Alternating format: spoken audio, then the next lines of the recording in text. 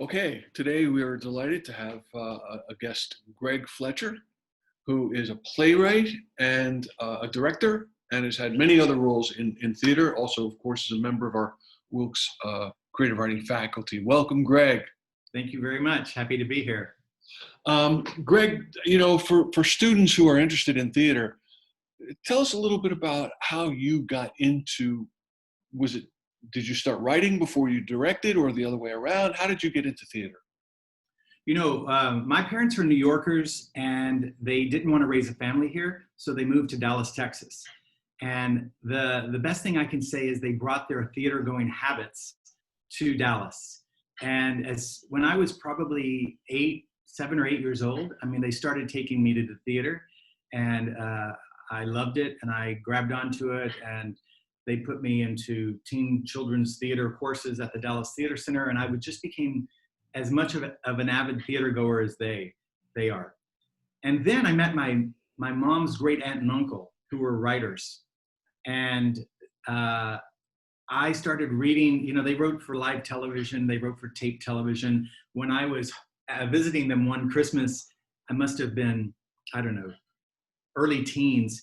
I found a script from Leave It to Beaver, and I was like, I have to have this. And they gave it to me, and on the plane ride home, I started reading it, and it was missing the last couple pages. It was a mimeograph, one of those kind of things. So I wrote what I thought was how the script should end, and I sent it back to them. And from that moment on, they treated me like a writer. They said, my God, you're a writer. And so even though they were much older than me and I was junior high school or whatever, they would read my work. I started writing, imitating them. I wrote a lot of crazy, things that never got done anywhere, or some skits that we did in the neighborhood.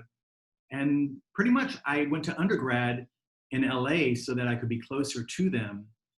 And they just influenced me like that. So I started off writing, but I also knew that I definitely wanted a career in the theater, and I had no idea how.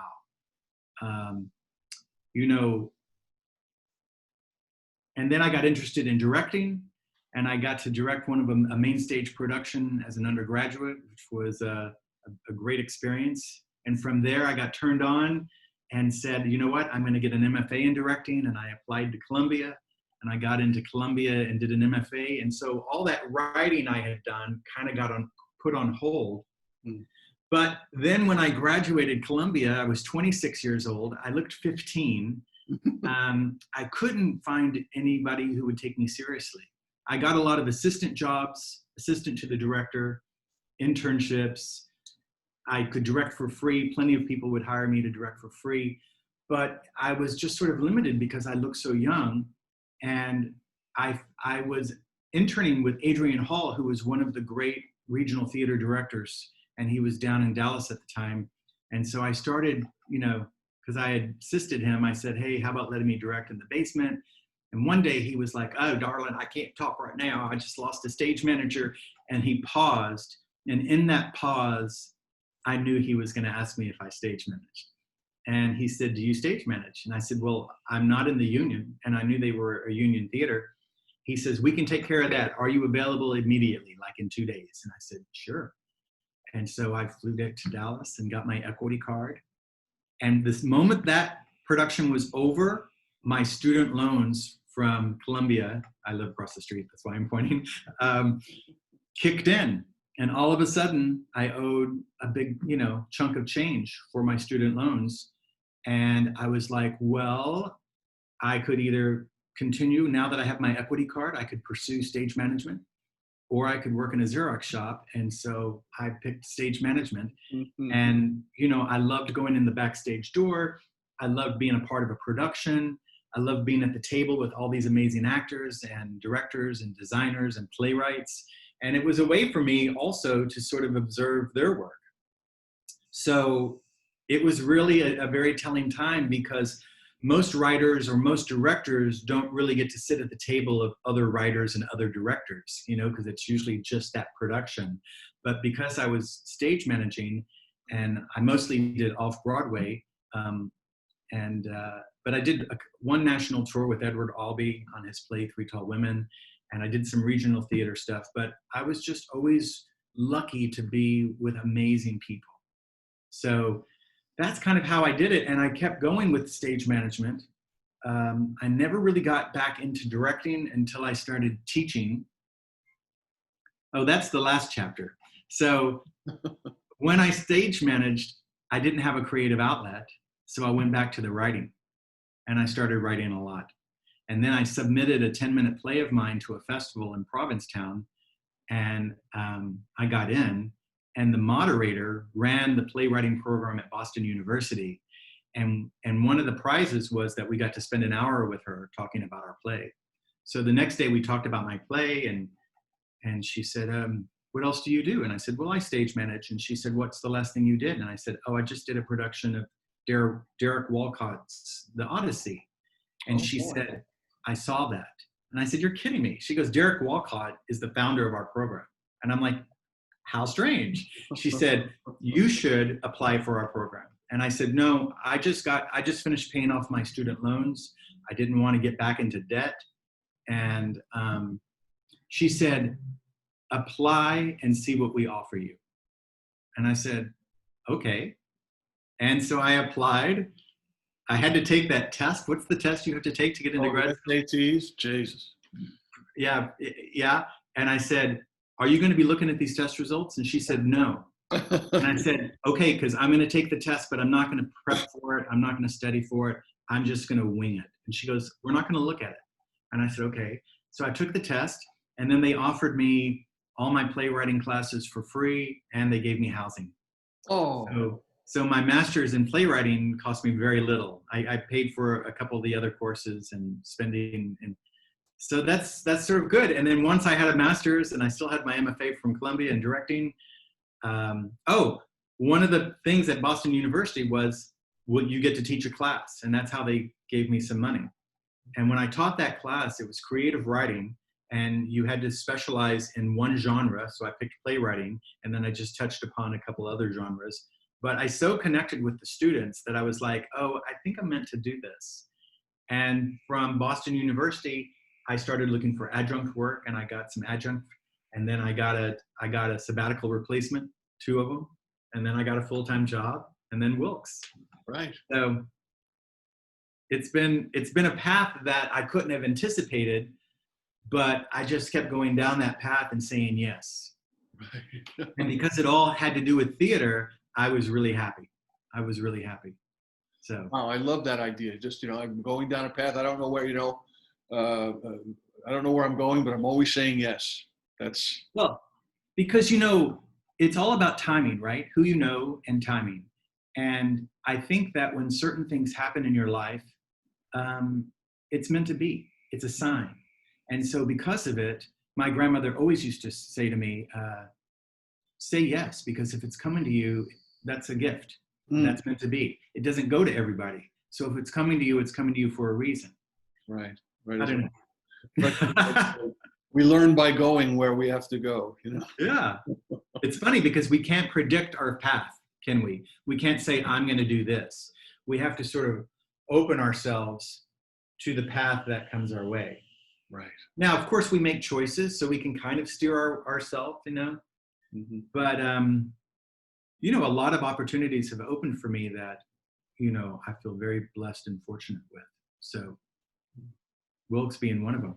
Wilkes was a sabbatical job for me. I was there replacing a theater person who they just fired, and they needed someone for 1 semester only. And I applied and stepped in. And from there, I met Bonnie, who then invited me to start attending the creative writing residencies, and then it turned into faculty. So It was like, there's that path, the timing. Greg, you mentioned about stage managing. What does a stage manager do? The stage manager manages the rehearsal process, first of all. So I would be doing the schedules. I would have the room set up for whatever the director wanted to do that day. I would have the actors there. I would coordinate their costume fittings, their wig fittings, their whatever happened in that room. The stage manager is responsible for managing it all.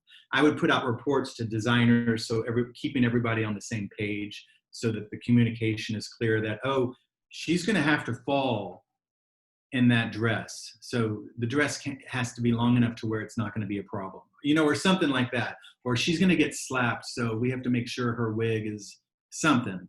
Just constantly sharing information on a day-to-day basis with the producers, with the designers, with everybody involved, and managing that production so that it can then move into the theater, where then it pretty much becomes your baby. You're sort of like the captain of a ship. You're the one calling places. You're the one sitting with the master script, with all the light cues and the sound cues and the fly cues and the spot cues. And, you're the one that communicates with the house manager saying, we're starting now, okay? Everything good? Okay. And then you press go, and then you're calling every single light cue that happens is because you're watching the script saying, stand by lights 4, go, And sometimes it can be stand by lights 4, stand by sound A, stand by flies 200, go. Or you're flipping light switches that are connected to different backstage areas where the lights come on to warn you, and then they go off for you to go. So it's complicated. It can be really complicated. I just did for 7 months on a ship. I just called Jersey Boys and a new musical called Six, and it was really, really challenging. More light cues than I'd ever called before. Scenery flying in, microphones coming in. It was on automation. It was really challenging, but really, really fun. You feel like you're one of the performers because it's so much adrenaline. And you definitely affect the pacing of the show by the way you call the cues. Huh. That's so interesting. It's a little bit like a symphonic, composer, or what do they call the fellow who does the symphonies? The conductor? I mean, you're kind of like a conductor. Kind of like a conductor. Yeah. Of the show. That's amazing. And of course, if something crashes, you have to be on the ball to figure out, what's going to happen. Sometimes you're on a microphone calling actors to places, but somebody might get on your headset and from backstage and say, somebody just fell down the stairs, or something just fell and hit someone in the head. And you just have to on the spot figure out, what do we do? Wow. Get the understudy ready, or we're going to skip the scene, or we're going to skip to the song, or something crazy. And it all has to be done, of course, on the spot in a split second. So in other words, no one really recognizes the stage manager when everything's going smoothly. The moment something goes wrong, everybody's like, where's the stage manager? Right. So it's a great job. You have to be a people person. You have to be really organized, good with communication. But then you also have to know all the different aspects of the theater so you can talk to everybody involved. So in other words, the stage manager, because, once a show opens on opening night, the director leaves, the designers leave, the choreographer leaves. They all go on to their next job. It's the stage manager who keeps the show as they left it on opening night. So once a week or so, you're rehearsing understudies, so you have to be able to speak the language of actors. You have to be able to talk to them in the vocabulary that they understand. And the same thing with, the backstage crew, and you have to know all these technical words and how to talk to them, or train new crew members to come in. Speaking with costumes, if something rips, you're always on top of making sure when props are repaired, when costumes are repaired, when understudies are prepared. And so it's a really good job. It's a really busy job. But if you like responsibility and you like being in charge, it's a great job. And then also, it's interesting too, because it sounds like the one thing that's in common in publishing. Not many people actually study in school. They learn kind of, at the job. You went to school to be a director, but you learned the stage management part just by. Well, Exactly, because I knew what a stage manager did, because as a student director, I always worked with a stage manager. Got it. So I immediately knew what I as a director would want from a stage manager. So I was able to immediately give that. Got it. But you're right. I mean, a lot of it is I didn't always step into the number one position in the beginning. You know, I did with Adrian Hall because it was a much smaller theater. But when I came back to New York, I wasn't, you know, I was assisting. So every time I would assist a production stage manager, the top stage manager, I would learn a lot. Right. So, you know, somebody said, "Oh, I love the way you have a file box. It's like your own file cabinet." And I said, "Oh yeah, I learned that from so and so." And then somebody said, "Oh, I like the way that you organize this. Yeah, I learned that from so and so." So you're constantly stealing on what you want to do, and also learning what you don't want to do. You know, if you see if you see your boss that you're assisting roll their eyes or lose their temper, and you see how people react to that, you know, you definitely make a mental note of, yeah, I don't want to do that. I don't want to be that kind of stage manager. Well, tell us about directing, Greg. That sounds like a very different role. And what is it like to direct a play? Well, you know, it's much more of a creative role than, you know, stage management is definitely a management role. So you're basically the lead interpreter. So you take the script, you know, whether it's just been written or is in the process of being finished, and if it is being written, and then you're probably working with the playwright, and you know you're working a little bit as a dramaturg, in that you're trying to get the script as ready as possible for rehearsal. And of course, when you're working on a new play, there's going to be lots of changes that happen probably in a rehearsal.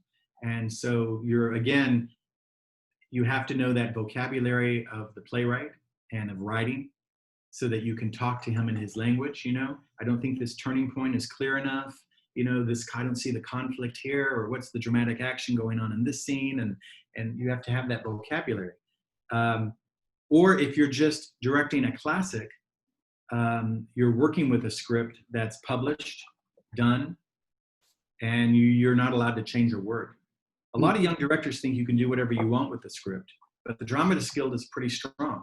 And the Dramatist Guild says, no, once you license that play, that's the play you're directing, and you're not allowed to change a word unless you get permission from the playwright or the estate if the playwright is dead. So as the main interpreter, you're then gathering designers, a set designer for the scenery, a clothes designer, the costumes, light designer for all the lights, prop designer, and you're inspiring them on how you're interpreting the script, so that they join your world. Because they can't just go off and design lights unless they know what your interpretation of the script is. So you're sort of inviting and hiring a lot of people that you want to work with, and then inspiring them to be creative within this interpretation. And then they go off and do their work, and you're meeting with them individually and saying, yes, I like this, but could we have more of this? And then meanwhile, you start casting, which is maybe 70% of a director's job. And then you start rehearsing, 4 weeks of rehearsal, usually. And then you move into the theater for another week of tech, and then dress rehearsals, and then preview performances, and you're giving notes and making sure everything happens the way you want it to happen. And then on opening night, you leave. Oh, wow. But it's hard to be a director. It's hard to be a director because the money sucks. Oh. And I mean, how many productions can a director direct in a year? You know, maybe 4. But if you're only getting paid between $5,000 and $10,000 per production, you're not really making that much money. So, you know, it's hard to sustain a career as a director unless you break into Broadway and national tours. Okay. Because when you break into Broadway and national tours, then you're actually getting a percentage of the box office. And then you can live very nicely, especially if you're a director, you know, who did Chicago, you know. Walter Bobby, he's actually a director I stage managed for when I was young and he was young. And then he got Chicago, and I mean, it's been playing since 1995. You know, so if you get a couple, $1,000 every week, that's you can live on that. Plus, you can direct and do new productions. Or a lot of directors these days are trying to become co-writers so that they can get a writing credit. So then they can also get the residuals that script makes on future licensing. I see. So I don't know. I don't really like that. I don't really like that because it's like, oh my God, because actors are starting to write for themselves, and then directors want their, just like, please, there's enough of you guys. Let us write. So, but it sounds as if, I mean, tell us about your writing career, and I can imagine now you bring these plays and you have to switch seats, so to speak. Yeah, you have to sort of, but it's really good because I think, my experience as a stage manager has informed my playwriting. Because I know what can be done realistically on stage. Or for a time, I was the director of theater at Niagara University, and I was sort of like an artistic director where I was putting a season together. And I knew if we were doing this production, I knew the production before had to be, and I knew that as a producer. So that also informed my playwriting, and directing informed my playwriting. How people pick plays is what I was trying to say is, I know what some producers are afraid to produce, and that informs your playwriting. If you're going to have a food fight on stage, a lot of people are going to be like, no, I can't do that on my stage, because it's too much of a cleanup, and it's the constant expenditure of food and shopping and preparing the food, and it's too much work. I don't have that staff. I don't have that petty cash, and just little things like that.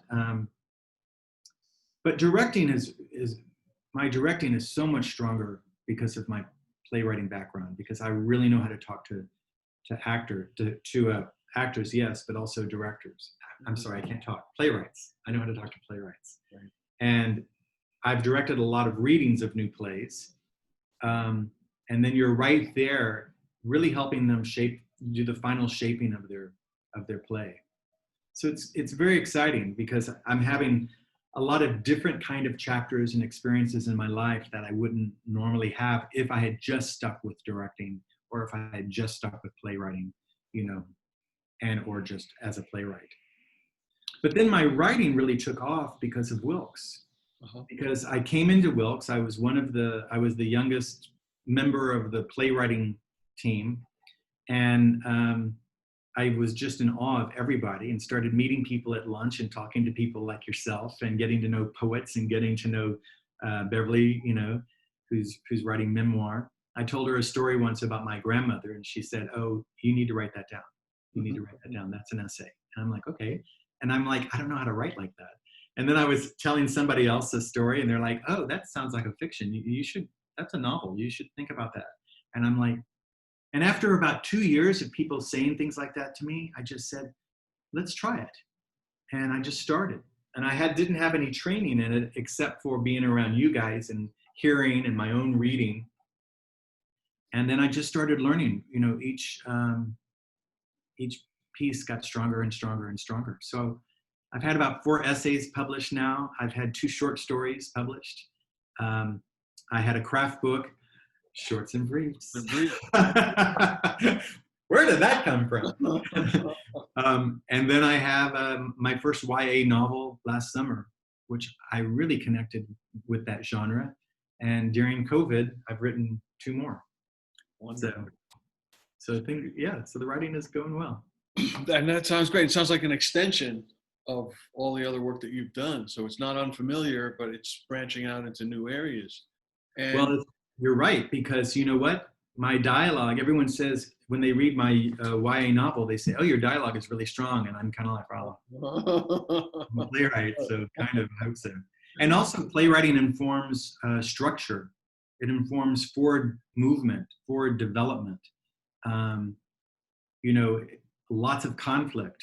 And you've got to have that when you're writing short stories and fiction and all of that stuff. So absolutely, it's informed and helped me move probably faster than I might have if I was just starting from ground zero. Sure.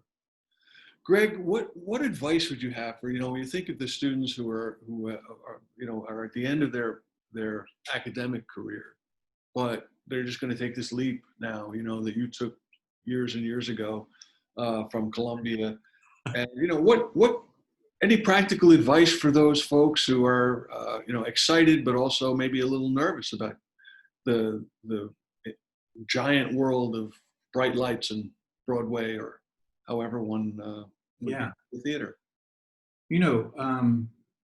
So many people, probably in no other profession, do people work for so little money or next to no money. And you almost have to in order to make connections. You almost have to in order to get experience. You almost have to in order for people to see your work, and for your craft to grow and become stronger. But if you owe a lot of money, if you're in debt, it's hard to do it.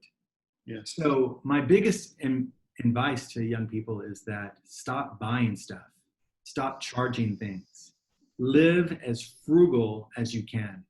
Because all of a sudden, a pretty big up-and-coming director is going to say, I need a non-speaking role, and I could use you in this production. The problem is I can only pay you $100 for a week, And if you can't do it because you can't afford to do it, you're losing a major opportunity. Right.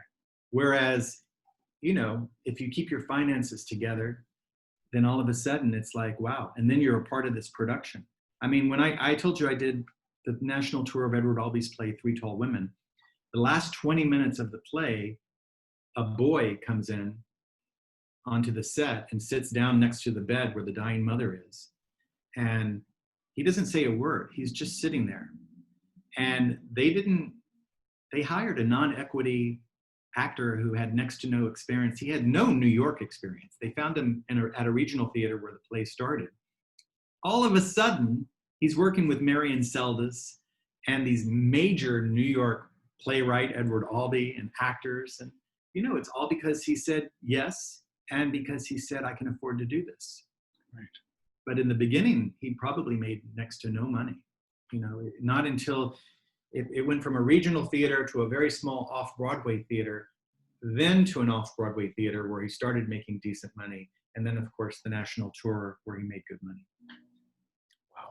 That's great advice, not just for playwriting, but for living the good, clean life, Greg. Yeah. And the other thing is to see as much theater as you can. Right. So many people don't see theater. And there are cheap ways to see theater. You can volunteer to usher, not on Broadway, but in regional theater and off-Broadway. You can volunteer to usher. You can do standing room.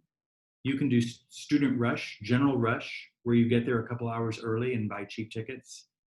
But, and when you're not seeing theater, you should be reading as many playwrights in whatever genre you're studying.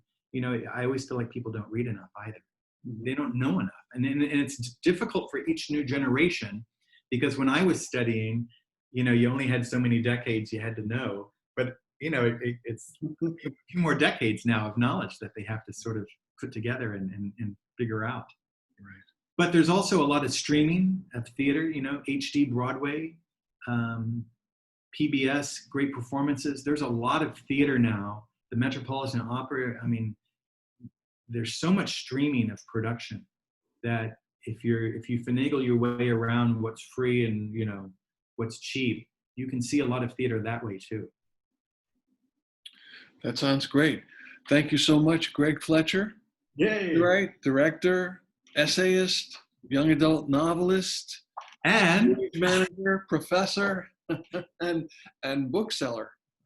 That's right. And why I mention shorts and briefs is because I've had so many comments about how short and concise and clear it is. And for people who don't want to read these books that are dense and really detailed, this is a great way to learn playwriting vocabulary and all the basic principles. And a lot of the principles of playwriting also apply to other genres. So you could easily learn a lot from such a cheap, inexpensive, and I'll sign it for you and I'll read your short plays. And